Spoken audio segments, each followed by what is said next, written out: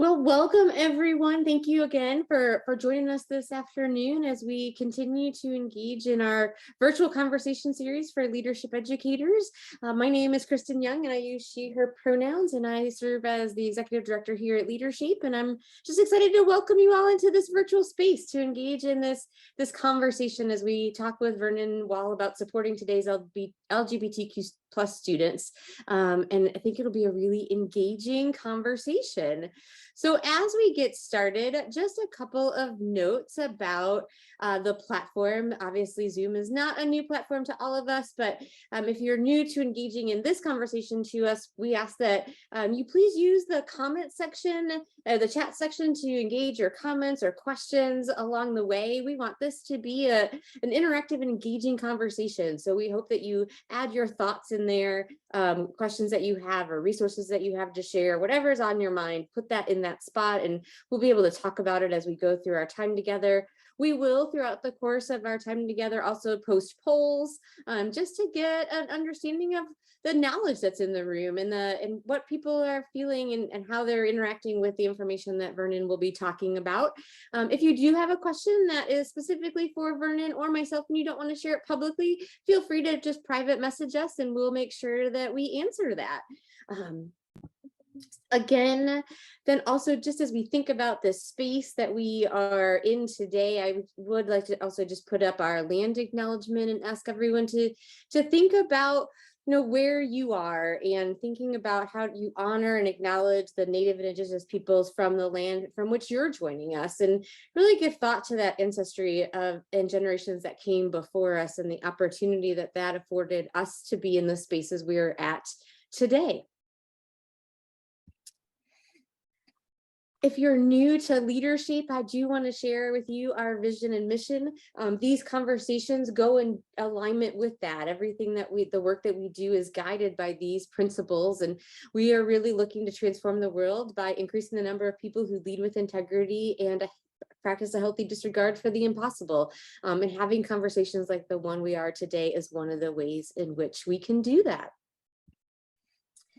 Here also is our definition of leadership. I know many of your offices and organizations might have their own definition of leadership, but I want to share our definition with you because it does frame where we are this afternoon and how we want to engage in this conversation as we think about how leadership really does involve living in that state of possibility and building relationships. And really, the last piece, I think, as we talk about this definition is that effective leadership takes place in that context of community and results in a more equitable society. And I think our conversation today will encapsulate some of those pieces as how do we work towards that? How do we work towards equity in our society?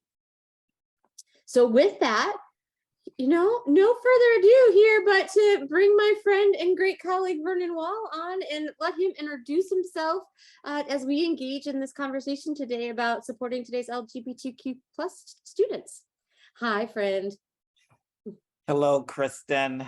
So good to see everyone. Vernon Wall here, he, him pronouns. I'm coming to you from Washington, D.C., actually, the ancestral homelands of many Native and Indigenous tribes, but primarily the Piscataway and Anacostic. Really excited to be a part of this. I have to tell you, you know me, I'm a storyteller, so I got to tell you how this all came to be. And for those folks who don't know, my entry into equity and inclusion work in the 1990s was around LGBTQ plus students. And I'm going to go into that in a little bit, but I really, that's where I started to really do some research and scholarship in. And really, as then myself and some other colleagues developed a Social Justice Training Institute and some other initiatives, really then broadened into other areas of oppression. And I would just notice that I have not really done any programmatic pieces or writing on LGBTQ plus students in a while. And I just had a campus ask me in August to come and engage their campus on LGBTQ plus students. And I went, wait a minute. My initial thought was, there are other folks that are out there who have some new great research out there that I think would be great. And I started to recommend some other folks that I know who are outstanding colleagues and that I believe are doing this. But then I thought, well, wait a minute, Vernon, if you really and truly are about the work of equity and inclusion, it's time to refresh. It's time to really think about, so where have we been around LGBTQ plus students and where are we now? And so, typical me, then I got in the rabbit hole of reading articles, really engaging in new research, and really found out that there are some very interesting things that we need to be talking about right now. And I'm so glad that this campus asked me to be involved with them in some programmatic pieces and training pieces, because it had me do what I need to do, and that is what we all should be doing, and that is constantly getting a sense for where we are now with identities that we are conscious of and that we're unconscious of. So I want to thank that campus, and I'm excited to share some of the things with you in the great conversation, I hope, around, so where have we been and where are we? So we're going to start off with a polling question first, just to get folks in the room. And that's the last polling question. Oh, sorry. No, what? No problem. There we go. First one. So my campus offers formal mentoring programs for LGBTQ plus students. No, that's not the one. Nope, that's not the one. You want the other one. They're I'm sorry, there's 3 of them. That's coming up later. 3. We're going back. We're going back. There we go. There you Okay, go. here's the first one. There are openly LGBTQ plus people in leadership positions, students in leadership positions on my campus. Let's see what we got.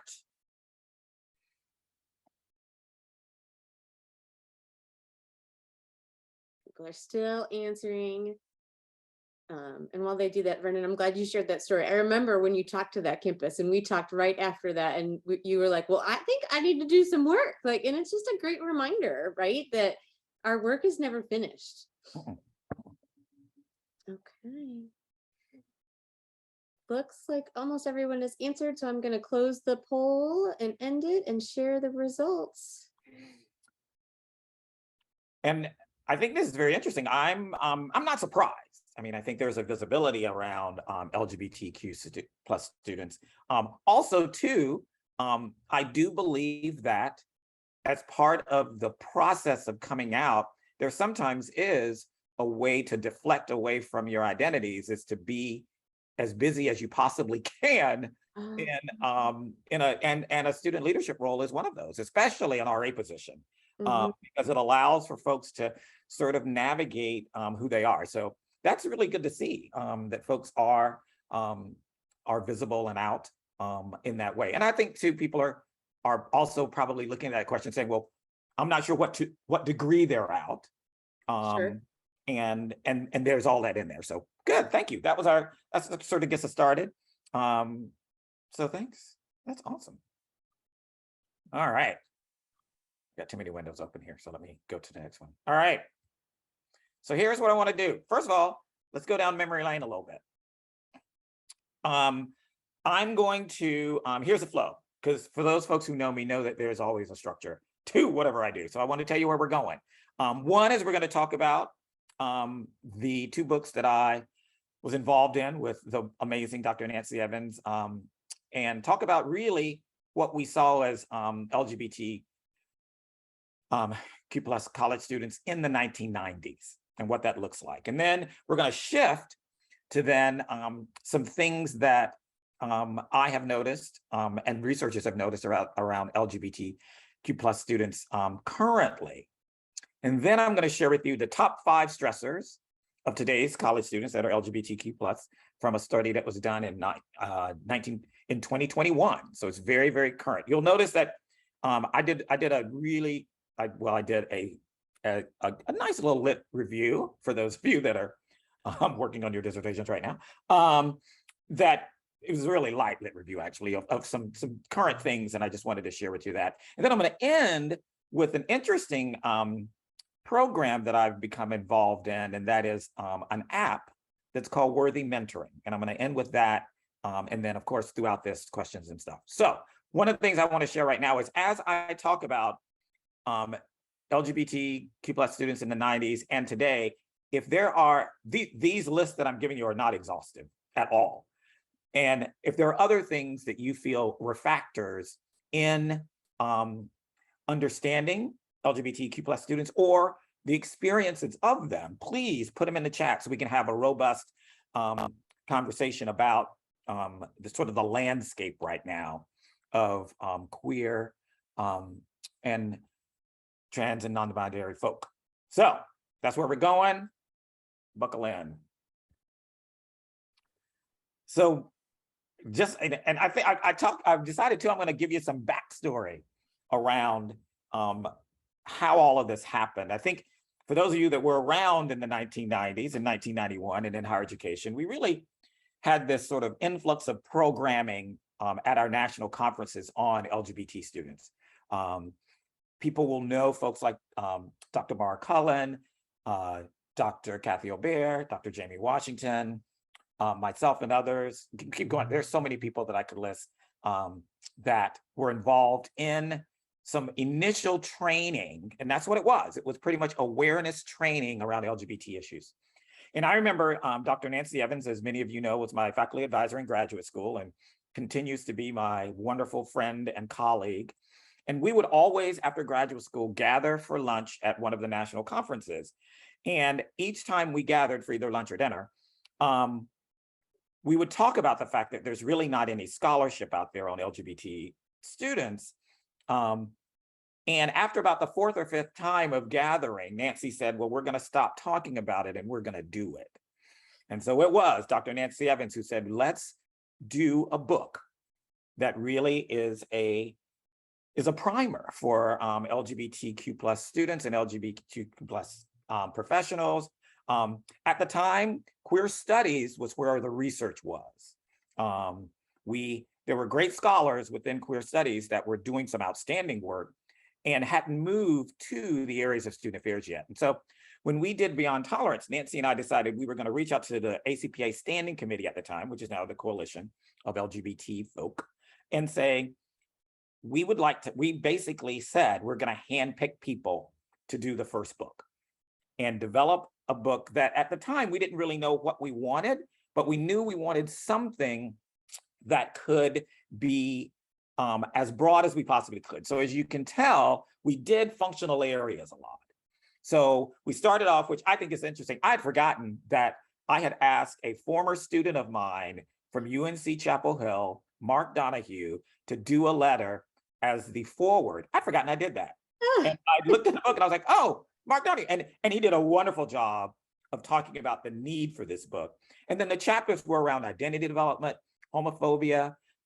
Jamie and I did the first chapter that I know of on students of color that identify as LGBTQ+, residence hall environments, fraternities and sororities, student organization, career counseling, allyship, bisexuality, and LGBTQ+ professions. So you can see that the first book was really focused around functional areas and some areas. Two things you need to know about the book that's kind of funny. One is the chapter on homophobia was written by Dr. Kathy Aubert.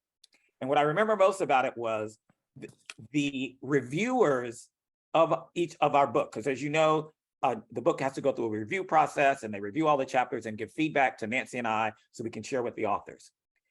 For some reason, no, not for some reason, the chapter on homophobia was, and I remember it as if it was yesterday, one of the reviewers said, this chapter is too angry.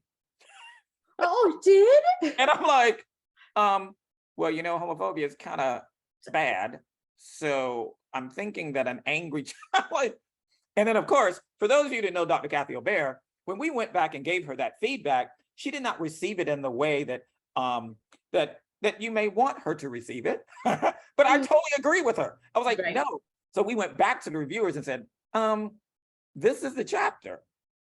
And so we did some back and forth, and finally we were able to print the chapter. But I thought it was very interesting that there was, because think about it, these reviewers had not reviewed a book around GLBTQ issues. They never had. They had never.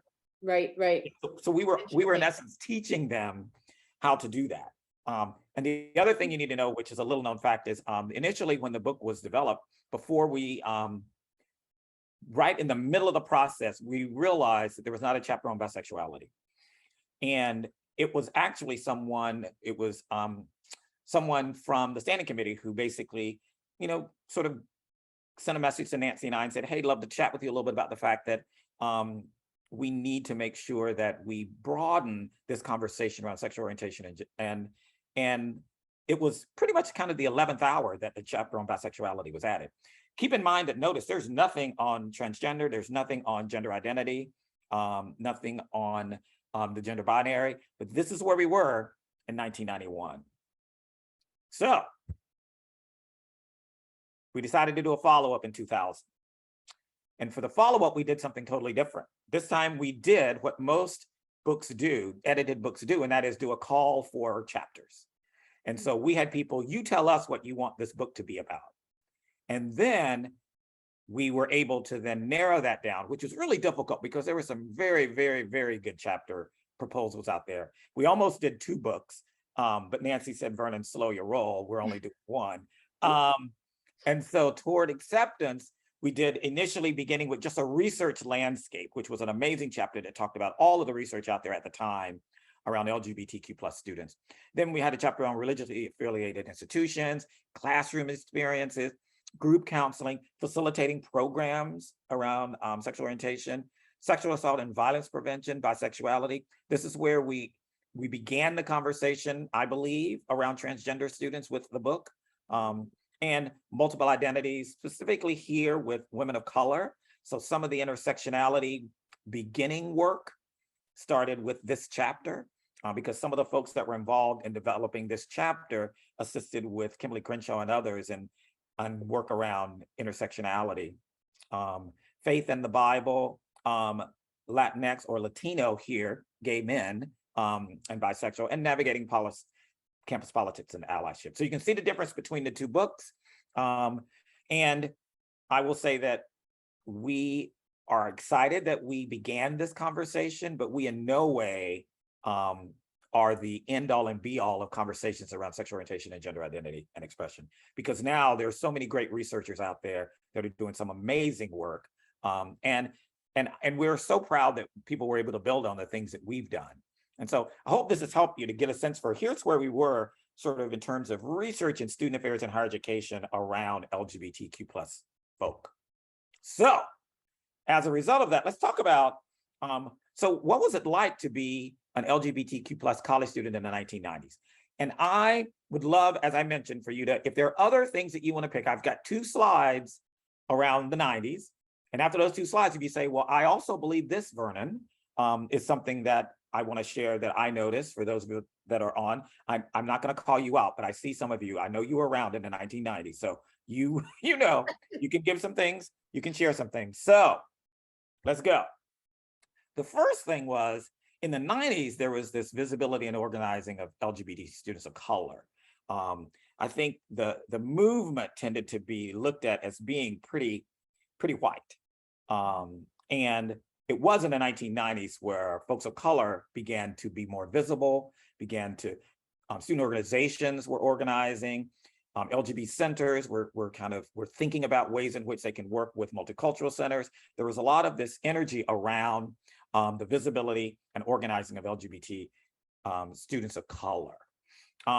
Gay television episodes, I think many of us remember that every series at some point would have quote unquote the gay episode. Yeah. I remember waiting for that. Like when Friends finally did a gay episode, everybody's like, oh my God, Friends just did a gay episode. It was all about this one-time thing, not in any way engaged in the whole series at all, but just one time when we're going to talk to you about this in a way that engages. And people would have viewing parties, watch these episodes to really get folks to really, raise awareness in our minds. And it was about visibility. It's like, oh my God, here we are. LGBT theme houses and campus centers. I think that the boom happened. I think most folks know in 1971, University of Michigan had the very first LGBT center.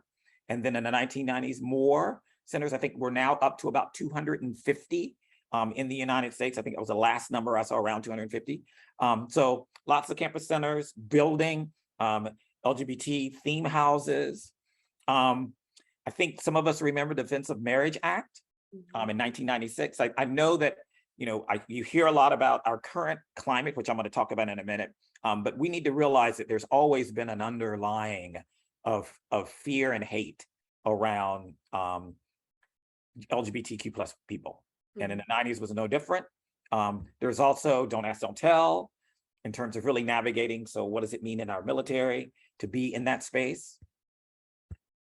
Matthew Shepard. I think that, a pivotal point was the murder of Matthew Shepard, University of Wyoming student, who even to this day, I remember that day very well when he died.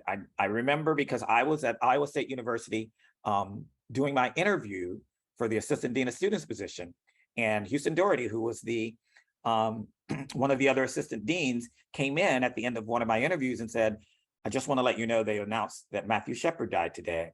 Our students are going to gather around the Campanile, which is in the center of campus, later on today. And I just want to let you know, I know you'll have a long day today, but if you want to join them, please, please come out. You can join us. And I remember thinking, oh, what a long day of interviews. And I was like, I'm tired. But I just remember looking out, my hotel window overlooked the Campanile. And I remember looking out the window around dusk, and there were probably close to 500 students that had gathered with candles in the Campanile in honor of Matthew Shepard. And I said, and I tell people this all the time, after seeing that, I said, Iowa State's for me. I mean, to see these students who didn't even know this college student gather for a candlelight vigil, I said, yes, sign me up. I'm coming to Iowa in the middle of the corn. I'm going. So, AIDS and HIV.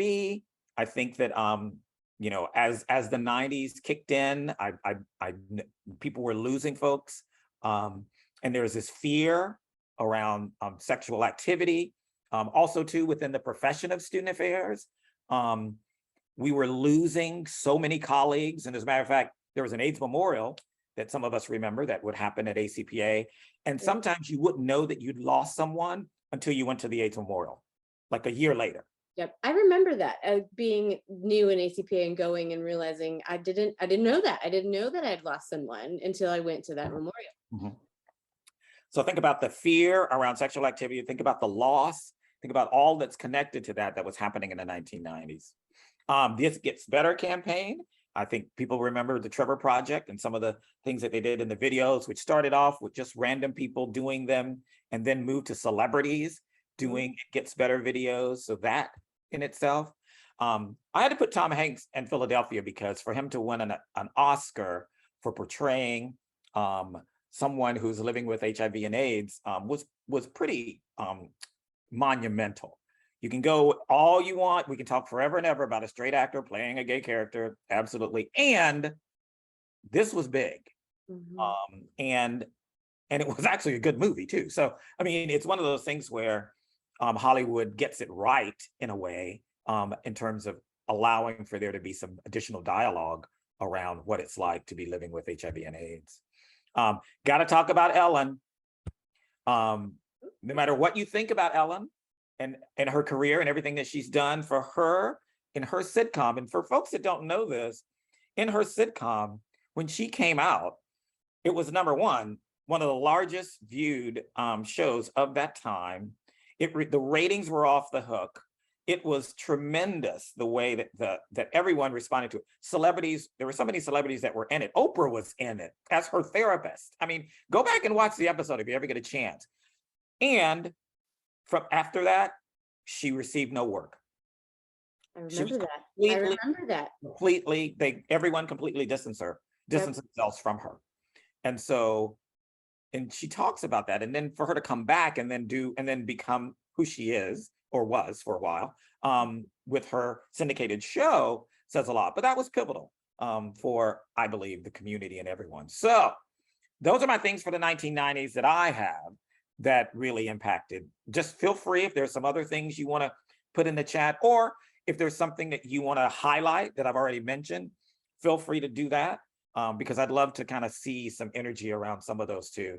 And we can definitely, even though I'm going to move to today, we can go back and forth. So just want to see what other things you all are remembering anything in there now, Kristen, that, Nathan mentioned, did the musical Rent play any role in the 90s?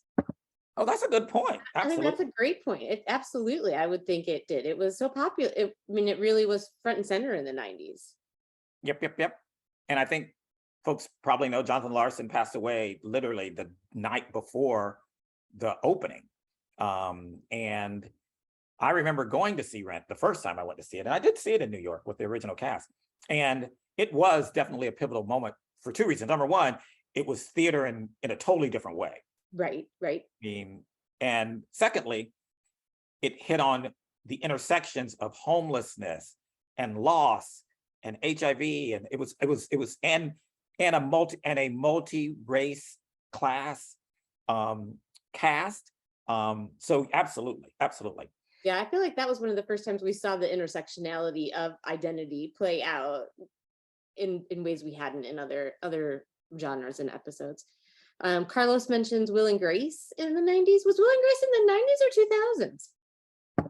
I think in the 90s, yeah, a little bit in the 90s, and yeah, absolutely. Oh, The original Will and Grace. yes, the fact that folks would gather to watch, yes. And hang out, absolutely. Will and Grace, very good. Megan shared a clip of an article from Star Trek Deep Space Nine had a queer kiss in 1995. Andrea said Willie Ware. Jesse says My So-Called Life. Dana said 1998. I'm loving the pop culture references too, in terms of things that really sort of centered us, actually. You know, the visuals that we saw of folks. Yeah. My So-Called Life, that was Wilson Cruz, right? Yep. Jay mentions just the remembering, and I mean, definitely, I think this, personal sharing, right, of losing 19 friends in 1 year, right? That personal loss. That, thank you for sharing that. And the rampant then PTSD they mentioned that came across the community when that happened. I remember at one point having a conversation with some friends at ACPA and talking about the fact that I feel numb. I've lost so many that I'm not knowing if I'm not sure I'm grieving, or am I grieving in ways that I didn't know I was grieving in? So what does that look like? Absolutely. Thanks, everybody. That's awesome. So let's talk about today. Of course, social media. I mean, not talk about that. Cannot. TikTok, Snapchat. I can't wait to see what's next. I won't even mention Facebook because that will date us all. But really and truly, just the way that social media is used. And now what's important to know is social media in positive ways of sharing landmark decisions, what's happening in the world. If someone is engaging in really helpful and positive behaviors, if a congressperson has said some really positive things and voted in certain ways. I don't want us to only think of social media in negative ways, because it's so easy for us to do that. It's so easy for us to talk about all of the negative things about social media. However, with me, my social media, number one, I never have anybody troll me, because I've pretty much, I know who to follow, who not to follow, and I don't get trolled. But I think sometimes people really get excited about getting trolled because you want to have an argument. I don't. I mean, I'm like, I'm good. I'm good. My social media is not there for me to argue with people, but that's just me. But thinking about college students, social media, all of that, dating apps. So important to talk about specifically within the gay male community, but it's also important to know too that there are other social apps other than the ones that are known. I mean, there are a lot of dating apps that are out there that students are engaging in across all genders and gender expressions. So it's really important to know how that then impacts the way that we engage. I remember the way that you would meet someone is to go out on a social event, whether it be to a bar, restaurant, a queer-friendly experience, a queer-friendly coffee house or something, and you meet people through other people. Now it's more about meeting people virtually. And so, but I do see, and we'll talk about this in a bit, I do see it shifting a little bit. I think that people see the need for there to be personal interaction, mainly because for almost 3 years, we had none. Right. And so now folks are realizing, oh, So it is kind of cool to be in a coffee shop and sit and do work and talk to somebody and meet somebody you've not met before. So I think there's some shifts in that. Disappearing queer spaces. This is, I mean, and I know this is where I'm going to get on a quick soapbox. So bachelorette parties in gay bars, please stop. Please stop immediately. Stop it. Stop it. Don't do it. Don't do it. Now, here's my thought. I've learned that when I am triggered, Dr. Kathy O'Bear taught me this. When I am triggered, it's very important for me to know that the trigger that I'm experiencing is just as much about me as it is about the person in front of me. And so I had to do some thinking. So what is it about me that has me so triggered with bachelorette parties in queer spaces?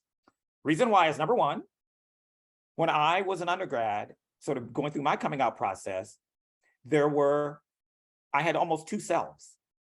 I had the Vernon that went out with my friends to queer spaces, and I had my straight friends that I thought were straight, I guess, and who I went out with, and never the two communities would meet.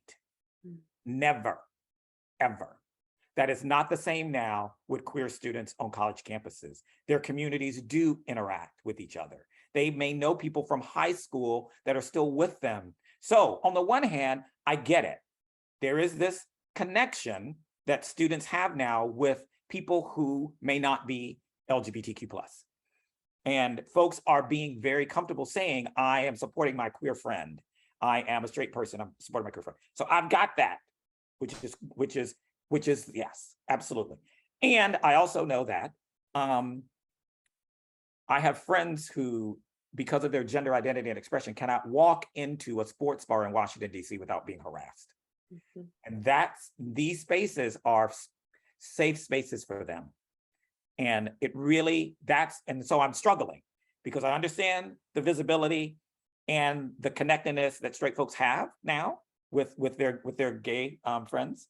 And I also know that it's not safe for everyone. So I'm trying to hold both of them at the same time and know that, yes, I've brought people into queer spaces who don't identify as queer, but they've come with me. And they have a pretty good sense of heterosexual privilege. Because what typically happens with bachelorette parties is women come in thinking about their gender, which is a marginalized identity, and feel in some ways safe.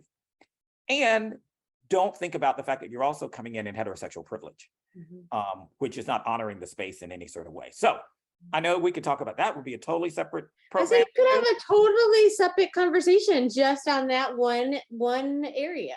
Right. So the key is for me is I'm holding both of those and recognizing the fact that I'm going to need for folks to step up, because as a cis man, I would not walk into a women's spoken word event and jump on stage and go, I have something to say. Now, there are ways in which I can engage in that space. And I hope I do it with grace and with humility. So yes, that's my soapbox. I got to talk about the reason I put the RuPaul effect, the next one, is because it's connected to that too. Yeah. Because I love me some RuPaul, trust me. In the 90s, she was in Atlanta. When I was in Atlanta, we'd see her all the time. Love RuPaul. And the fact that now it is pretty mainstream that RuPaul's Drag Race is everywhere. And if you go to a drag brunch anywhere in Washington, D.C., it's all straight women. That's pretty much who goes.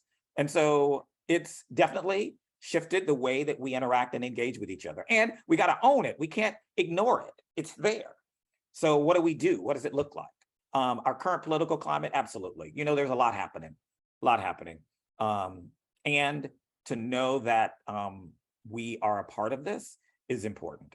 To know that, you know, what's going on. I always tell people though, you know, I don't want us to think that it's worse now, because I do believe social media has allowed for us to see it more, but I don't want us to ever think that, it's just gotten worse. No, it's just being filmed. We just know more about it. And there are more avenues for us to know about what's going on.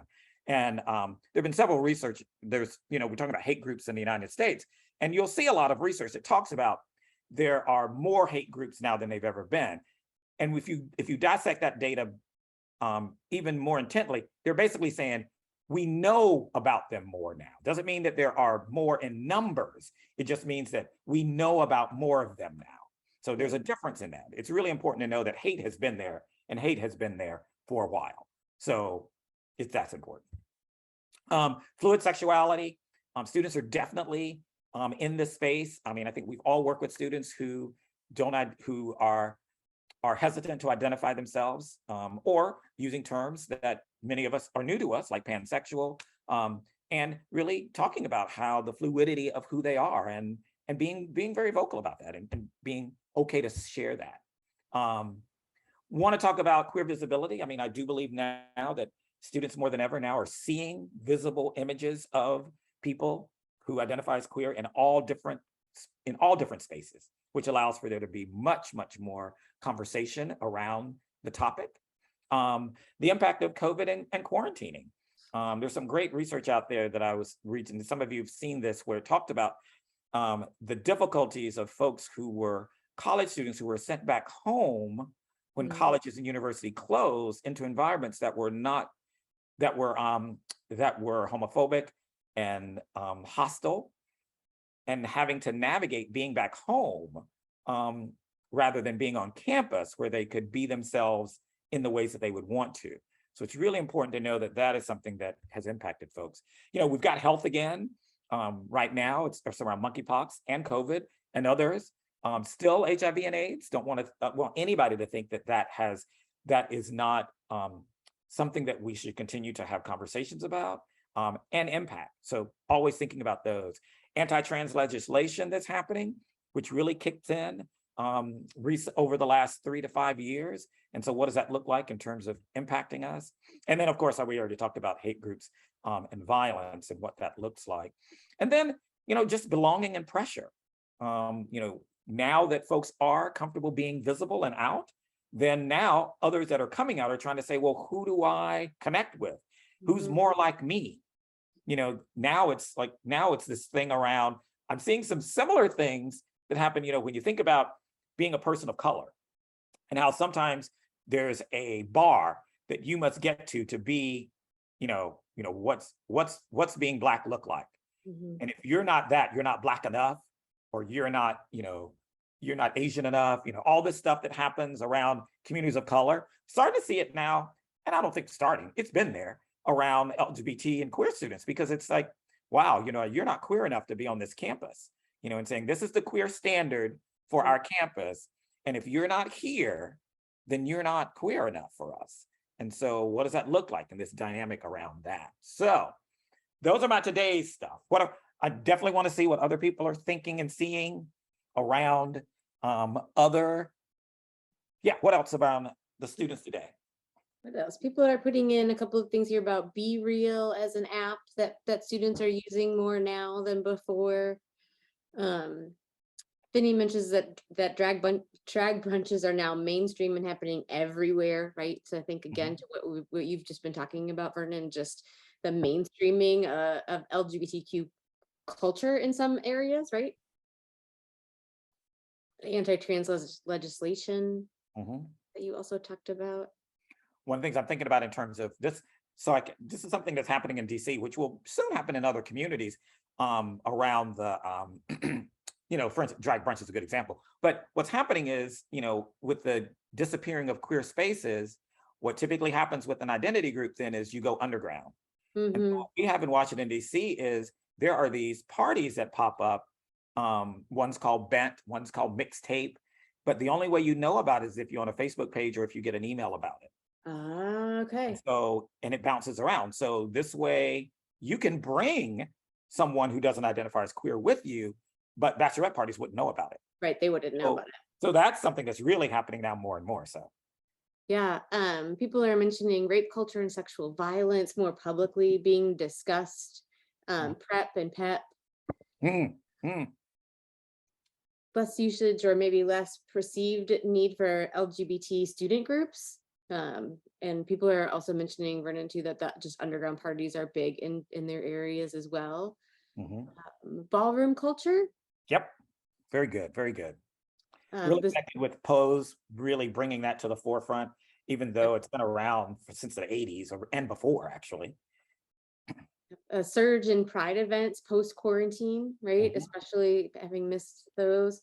Mhm. Um, Christopher mentioned student orgs and fraternities and sororities life having greater acceptance of folks outside of LGBTQ student groups, but also still needing greater growth. Mhm. Some, especially white cis students, not engaging campus groups or supports, feeling like that's not needed. Oh, oh, good. We're going to talk about that in just a second. Cool. And then Anise mentions the surge in pride events, but in a more performative manner. Mhm. So Cool. Thanks, everyone. Keep putting them in there. We'll see, because we're gonna I'm gonna definitely we'll definitely share this, because I want to have this as sort of some great information. So let's do another polling question. okay, here we are. Number one, here we go. Number two question. So what you need to do is, so there is a study that was developed in 2021. Give me what you think the number one stress that LGBTQ plus college students are facing right now. Now, this is only one study, so you may disagree, but I'm gonna give you the results, and you'll be surprised at what it is. I know I was so impatient when we were going through your slides and talking about it. I wanted to know, and what I thought it was not what the answer was. So we have just a couple of another few seconds for people to respond. Okay, I'm gonna end the poll and share the results.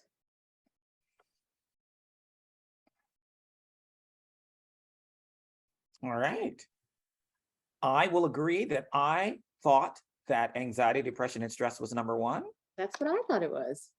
And this is just one study, but given this, it's not. So let's see. Now, I will say a caveat. I think that, well, let's go through first.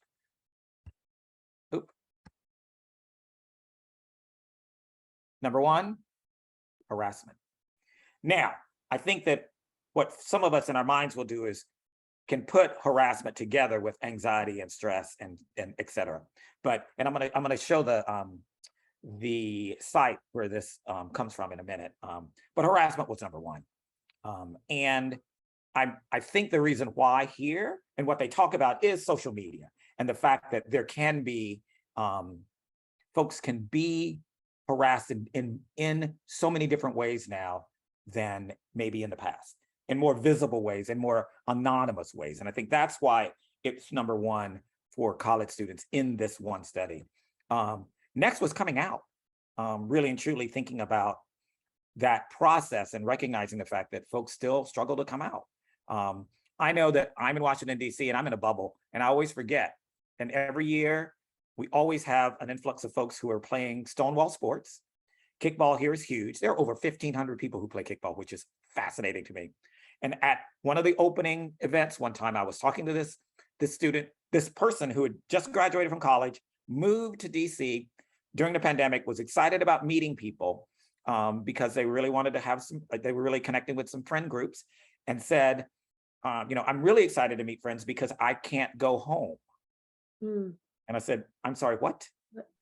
They're like, I've been kicked out of my house. I was told when I graduate from college that I could never come home again. Hmm. And I went, what? It is 2022? And people are telling you, I'm like, then I was like, oh, Vernon, it's real. Right. We forget our own process, right? In our own development, and that you think that might not exist because you are in that bubble. Exactly. Anxiety, depression, and stress. I do believe that, the one thing about this study that I think is that's a little misleading is all of this, if you can put all of these under anxiety, depression, and stress, coming out, harassment, also to lack of financial resources and community was the fourth one. And the fifth one was body image. And so the Laurel House did some research with some college students that they work with. And so this is what they shared. And, yeah, I get it. And it's just important to know that all of this does hit. And that's why, which is so interesting, the reason why I then wanted to go deep dive into anxiety, depression, and stress, and just, some things that we all think about and things that we've already mentioned in some sort of way.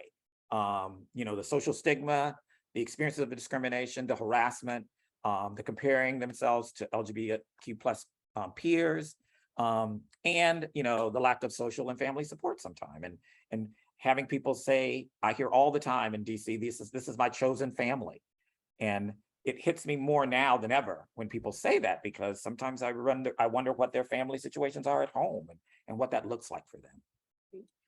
Vernon, in the chat, while you're on this topic of kind of anxiety and depression and stress, there's a little bit of a conversation going on about the lack of unity within the community and community within the segregation of the LGBTQ plus community and how that is affecting the community at large, right? In the fighting that's going on. So not only when we think about experiences of discrimination, but also that internal struggle that the community itself might be facing.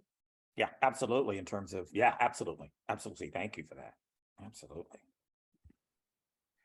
Did want to share with you, there was a study, actually, the most recent study around the experiences of LGBTQ plus students that UCLA did through the School of Law. And I'm going to, at the end of this, there's a slide that has the full report, so you all can have that. But just wanted to share with you that there is some new research out there that talks about LGBTQ plus students. And this is the first one that they mentioned. And that, they shared, here are the big findings that they had. The one is LGBTQ plus students are 4 times more likely than non-queer students to pick a college away from home. And I'm like, it makes total sense. It does make sense. But I've never seen it in a research study to talk about that. Also too, we already talked about the experience poor mental health because of bullying and harassment. 6% were not out to faculty and staff. Now, what's so important, and I think some of you are thinking this, is that now when you get the full report, you can see the data as it divides into other identity groups. So for instance, I'd love to see this number with trans students or gender nonconforming students or women, men, or folks of color. And so, UCLA dives deeper when it talks about, because it's really important for us to not just look at these numbers as monolithic numbers. It's important for us to kind of deep dive into them. And also too, mental health, not as good during their college experience, 1/3 of folk. So really thinking about, those are the key findings. Here's the report. And I'll, this presentation is recorded, so you'll have this, but definitely feel free, because I think now more than ever, folks are really thinking about ways in which they can engage folk. And we need data. We need data in order to push campuses, in order to really rethink some of our programs. Got a final polling question, and then I'll get to wrap up. Okay, I'm gonna relaunch that poll. Okay.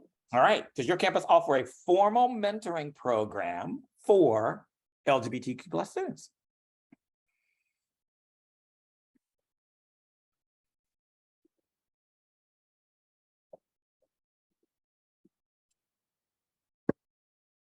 There's a lot of conversation right now, Vernon, in the chat too, just about this, about counseling and support services and mental health services for students. Mm-hmm.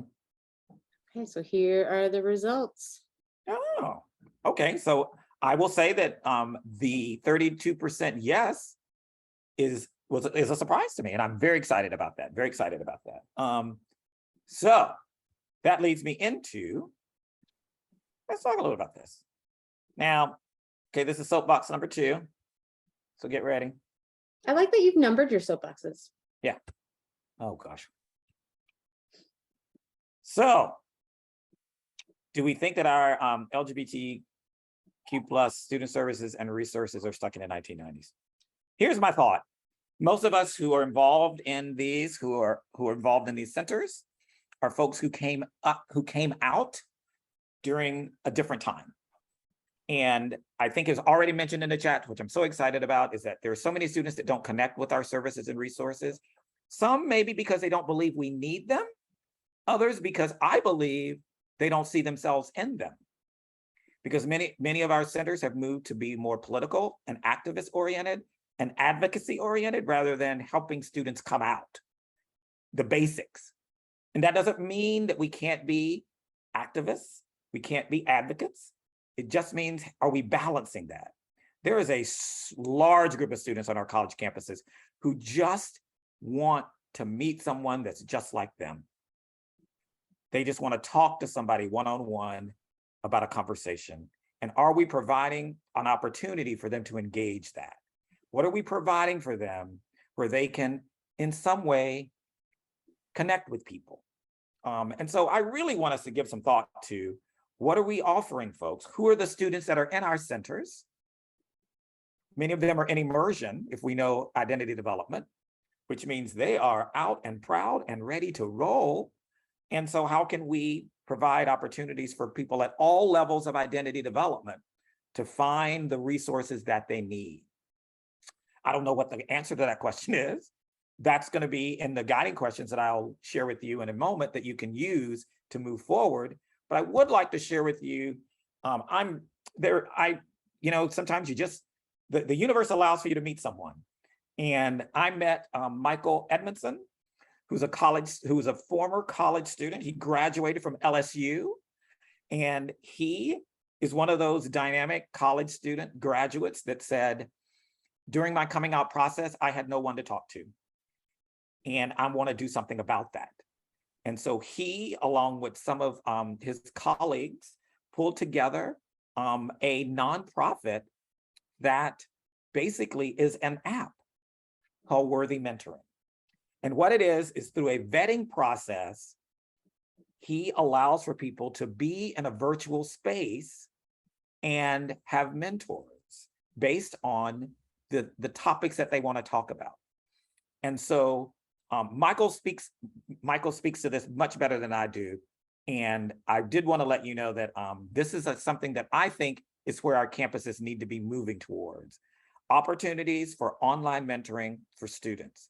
Now, Vernon's quick overview of this is, if you want to mentor, you go in and you basically say, I'm interested in talking to someone about these items. It develops a profile. It's anonymous. It's not around individuals knowing who you're talking to. It's about you being paired with someone who could maybe respond to the questions that you would have. And Michael can talk more about sort of how this is done, how everyone is vetted, how safety and security is paramount in this. And I have his contact info. There's a QR code if you want additional information. Here's another QR code. You can also just reach out to Michael. If you see that this is something that you want to find more information about, I would encourage you to. I do believe that what I love about this program, it allows for students to engage in mentoring in a way that I think lands with them where they are currently, in terms of the way that they currently interact with each other. So something to think about. I do want to share some guiding questions with you, really just to think about as we're leaving. And take these questions, and as you have conversations with folks on your campus, I think these are good places to start. Like, for instance, what's the current support resources that are in place on campus for queer students? How am I personally supporting queer students in my current role? I have to add a leadership spin to it, mainly because I really believe that leadership programs on our college and university campuses are places where queer students find refuge, because they can really interact. I know when I have an institute, when I lead an institute, there's always queer students that are in the audience, whether they are out or not, they're always there. They're usually out by the end of the institute, because there's something about the institute in 4 or 6 days. It's about being authentic, being true to who you are. And next thing you know, you've got a football player who's telling you that they're bisexual. Okay, good for you. Thank you. Didn't know that was going to be our journey with you today in 4 or 6 days, but thank you. But really thinking about that. And then I love this last one because this is the one that I continue to work on, and that is what communities within the LGBTQ plus family do I need to learn more about? What is it about Latinx, the queer Latinx experience that I need to know more about, or about Indigenous and Two-Spirit folk? So really thinking about that. So I hope that this is giving you some things. I know we got a couple of minutes. I don't know if there's anything, Kristen, that folks have shared that you want to pop up. Yeah, so there's just been a little bit of conversation that Sylvia started about how they're seeing queer student groups struggle with building relationships with racial and ethnic student groups. They're really wanting staff members, they say, to do the work of building that community for them, while the racial ethnic student groups feel excluded from the queer organizations and spaces. And a couple of people chimed in that they are also experiencing that in their campus communities.